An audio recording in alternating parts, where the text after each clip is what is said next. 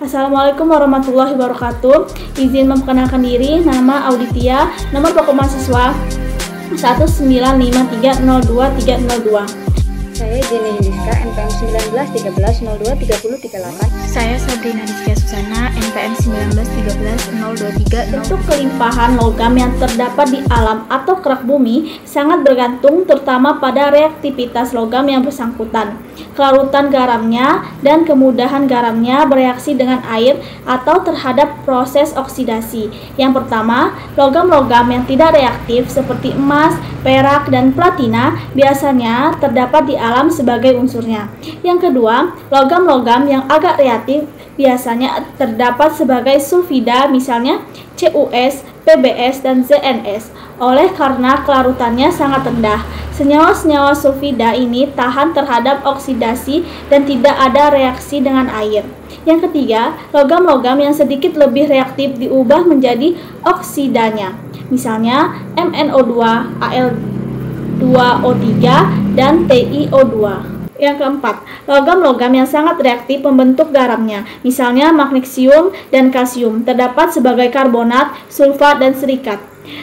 Pemekatan. Pada tahap ini, mineral yang berharga dipisahkan semaksimal mungkin dari batu-batuan yang tidak diinginkan. Biasanya, hal ini dilakukan dengan penggerusan biji menjadi pecahan-pecahan yang lebih kecil. Dilanjutkan dengan proses penggerusan. Kemudian, pemisahan dapat dilakukan dengan metode floatasi. Menurut metode ini, biji gerusan halus dimasukkan ke dalam sebuah tangki yang berisi air. Agen pelengket seperti minyak tusam yang akan membasuhi mineral pembawa logam, tetapi tidak membasahi partikel-partikel batu silikat yang tak diinginkan, agen aktif permukaan, dan mungkin juga agen pembuih. Ekstraksi. Ekstraksi logam dari biji pekat melibatkan proses reduksi logam dari tingkat oksidasi positif menjadi logam bebas. Sebelum reduksi, biasanya diperlukan beberapa perlakuan lain seperti proses sintering atau pelengketan, yaitu suatu pemanasan biji lembut tanpa pelelehan untuk memperoleh biji yang lebih besar ukurannya. Didiamkan di udara terbuka, bereaksi dengan oksigen membentuk oksida-oksidanya.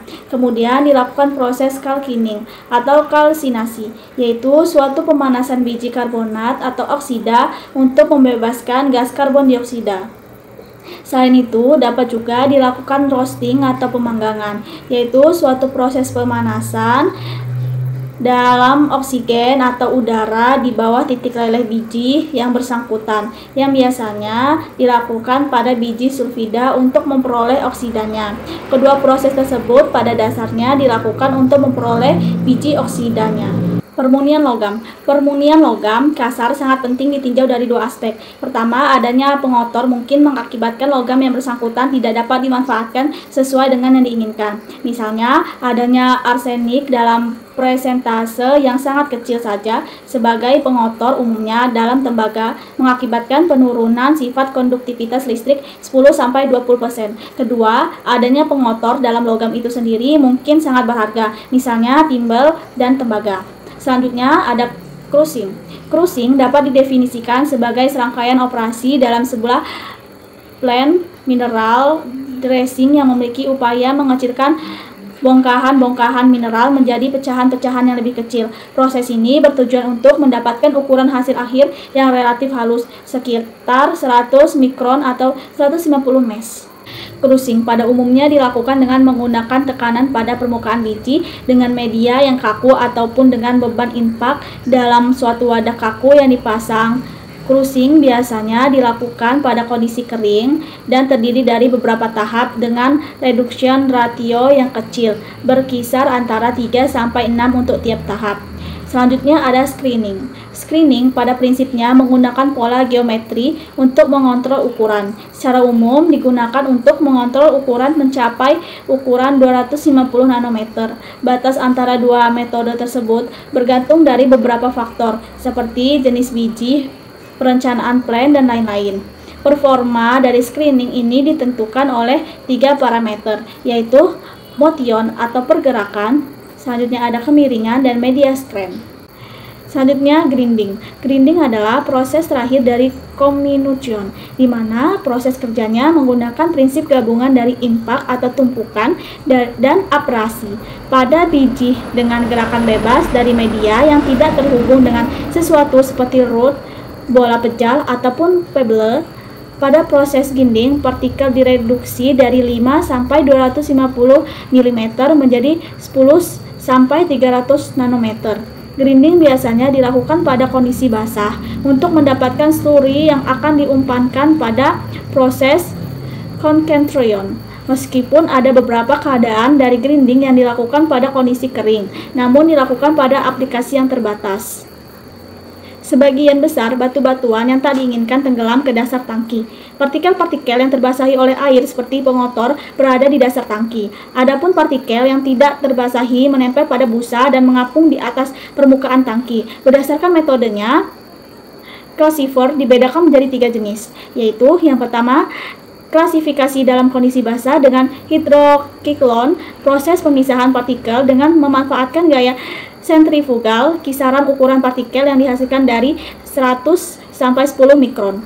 Yang kedua, klasifikasi dalam kondisi basah dengan spiral classifier, proses pemisahan partikel dengan memanfaatkan gaya gravitasi, kisaran ukuran partikel yang dihasilkan dari 100 sampai 1000 mikron. Yang ketiga atau terakhir, klasifikasi dalam kondisi kering memanfaatkan gaya sentrifugal dengan kisaran ukuran partikel produk sebesar 150 sampai 5 mikron. Selanjutnya yaitu tahapan dalam pemekatan biji. Terdapat 4 proses. Yang pertama ada floating, yang kedua sintering, yang ketiga calcining, dan yang terakhir yaitu frosting. Floating, flotasi atau pengapungan atau busa froth flotation digunakan untuk memekatkan biji tembaga. Nah, contoh dari proses floating adalah pemekatan biji tembaga dari bijinya dilakukan dengan cara pengapungan atau flotasi seperti yang ditunjukkan pada gambar berikut. Nah, pada proses ini, biji dihancurkan menjadi serbuk, kemudian dicampurkan dengan zat pengapung dan udara dialirkan hingga berbusa. Nah, zat pengapung berupa surfaktan atau memiliki ujung polar dan nonpolar, misalnya saponin. Partikel-partikel yang terbasahi oleh air seperti pengotor berada di dasar tangki. Nah, adapun partikel yang tidak terbasahi menempel pada busa dan mengapung di atas permukaan tangki. Adapun langkah-langkah flotasi yaitu sebagai berikut.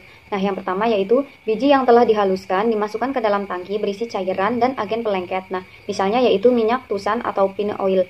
Agen pelengket ini berfungsi seperti suatu molekul sabun atau deterjen. Nah, yang kedua, selanjutnya campuran diaduk dengan kuat sambil disemprotkan arus udara secara kuat melalui tangki. Kemudian yang ketiga yaitu partikel-partikel mineral akan terbawa ke permukaan oleh gelembung udara sebagai buih sehingga dapat dipisahkan. Nah, sebagian besar batu rejakan tenggelam ke dasar tangki.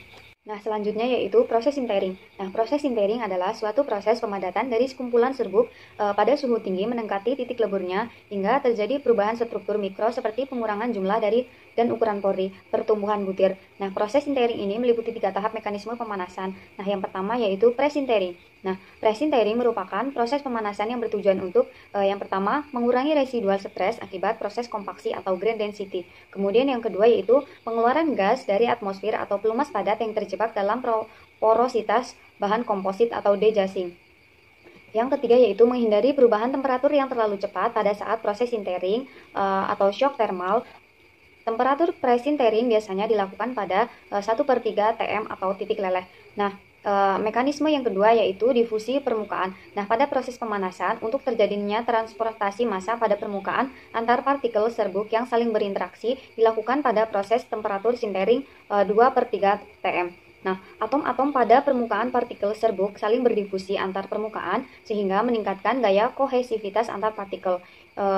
Tahap yang ketiga yaitu eliminasi porositas. Nah, tujuan dari akhir proses sintering pada bahan komposit berbasis metalurgi serbuk adalah bahan yang mempunyai kompaktibilitas tinggi. Hal tersebut terjadi akibat adanya difusi antar permukaan partikel serbuk sehingga menyebabkan terjadinya leher atau liquid bridge antar partikel dan proses akhir dari pemanasan sintering.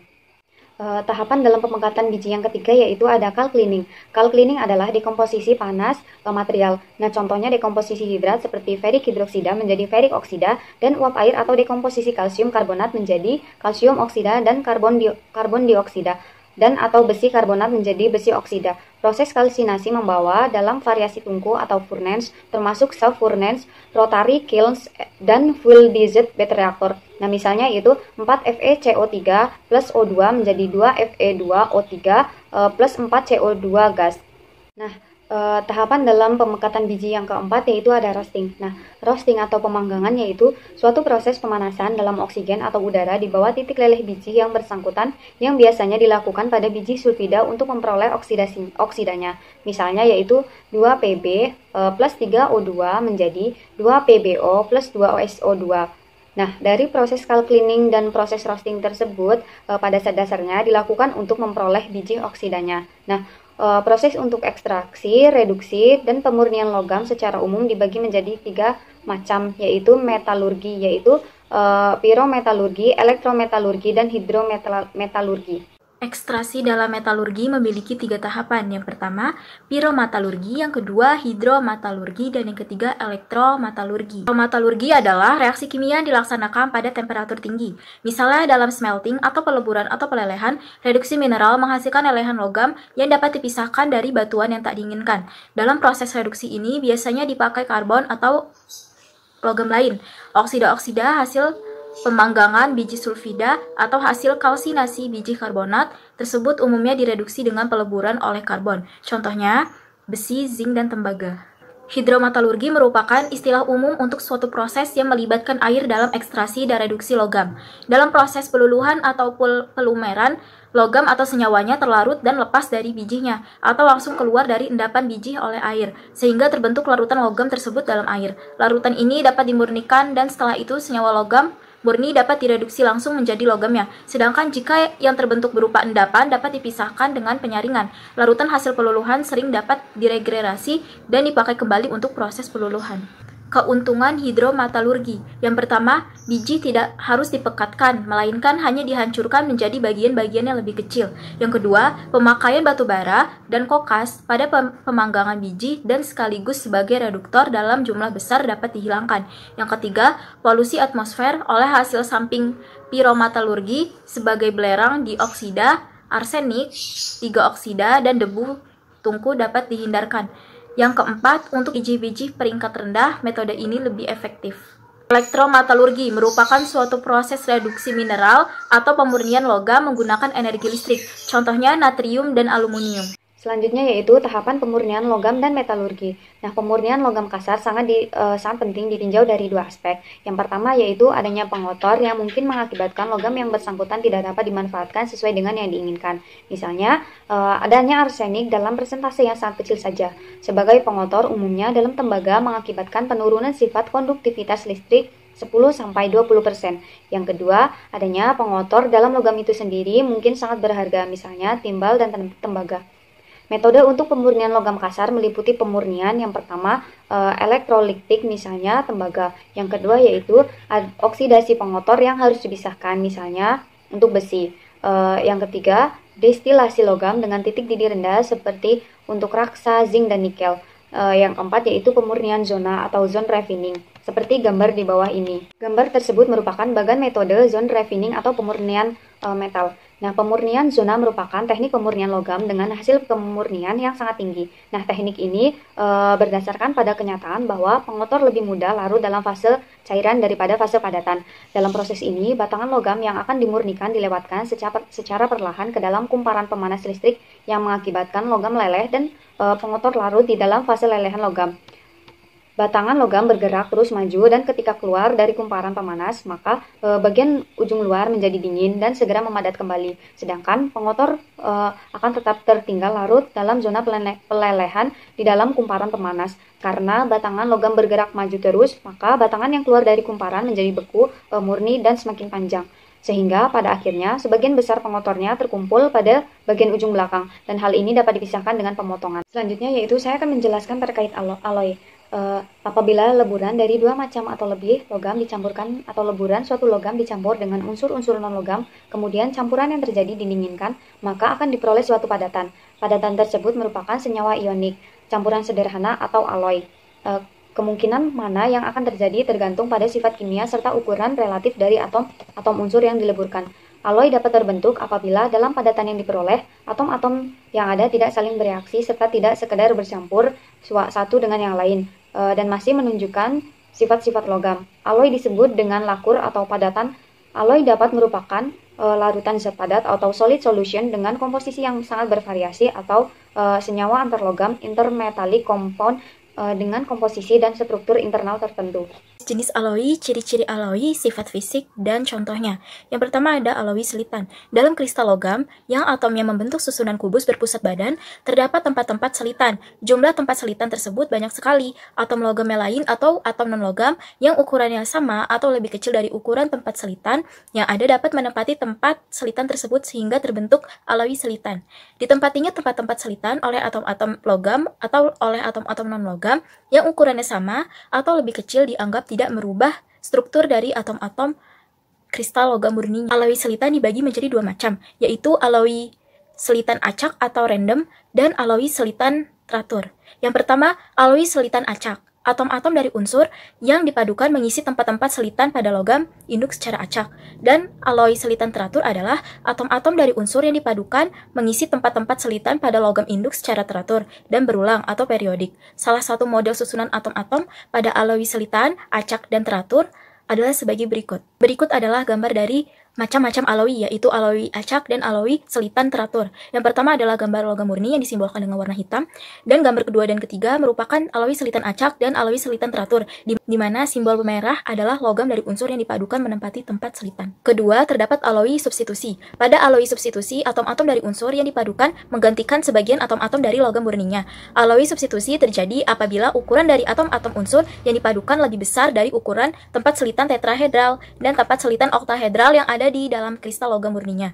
Ada dua macam alloy substitusi, yaitu alloy substitusi acak dan alloy substitusi teratur, atau Kisi super.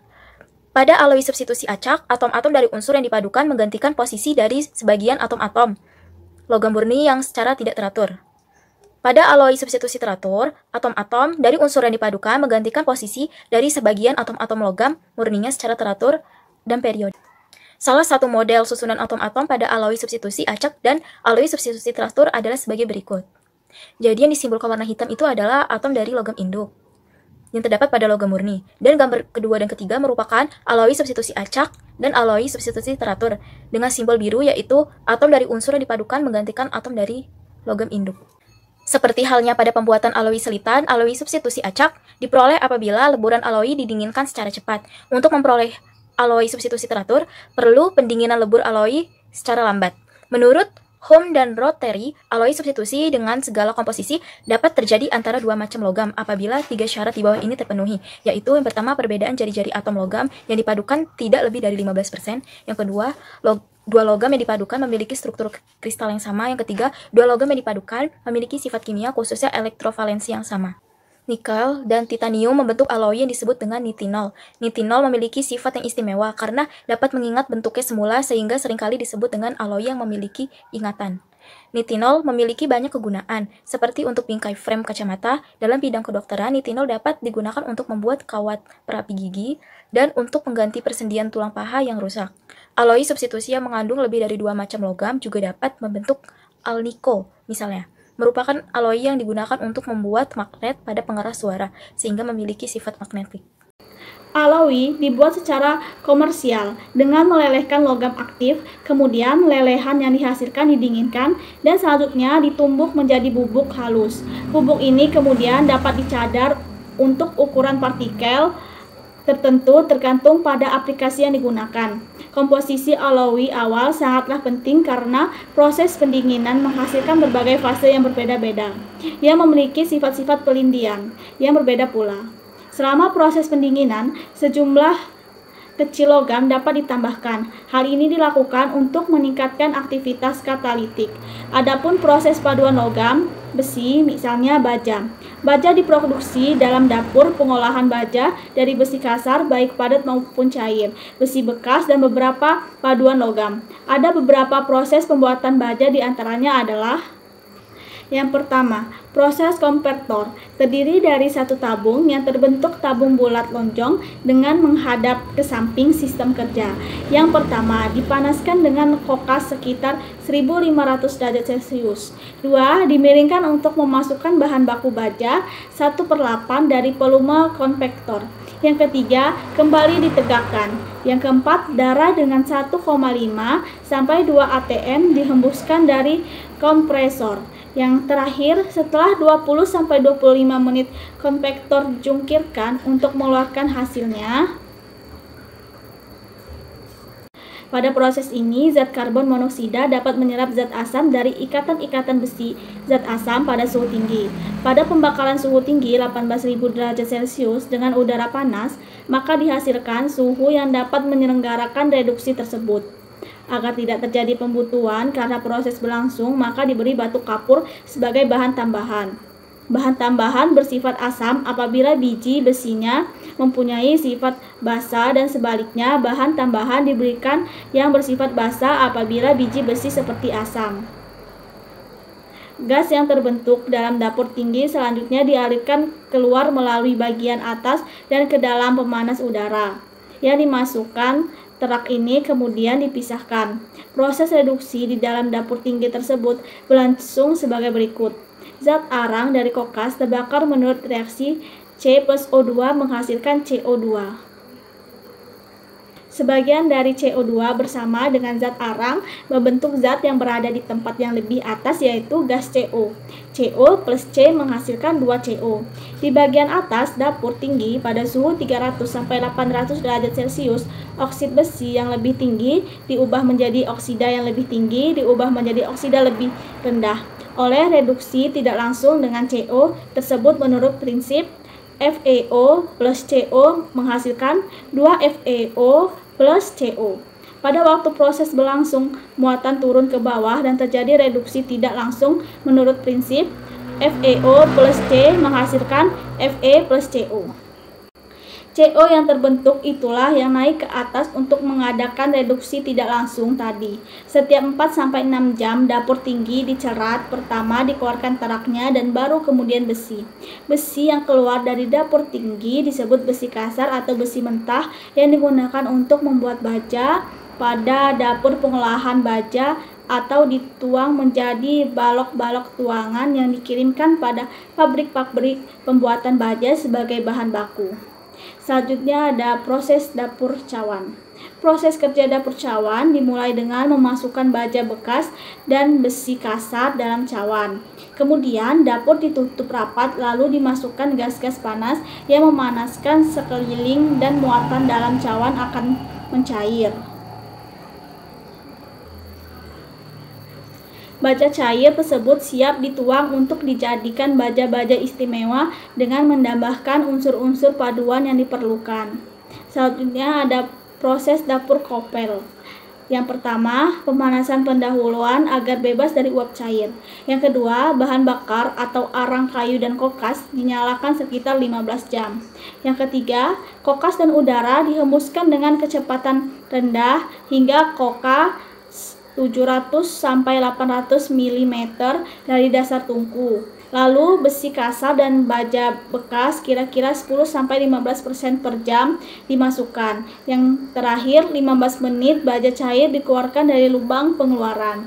Untuk membentuk terak dan menurunkan kadar P dan S ditambahkan batu kapur CaCO3 dan akan terurai menjadi baja cair tersebut siap dituang untuk dijadikan baja-baja istimewa dengan menambahkan unsur-unsur paduan yang diperlukan.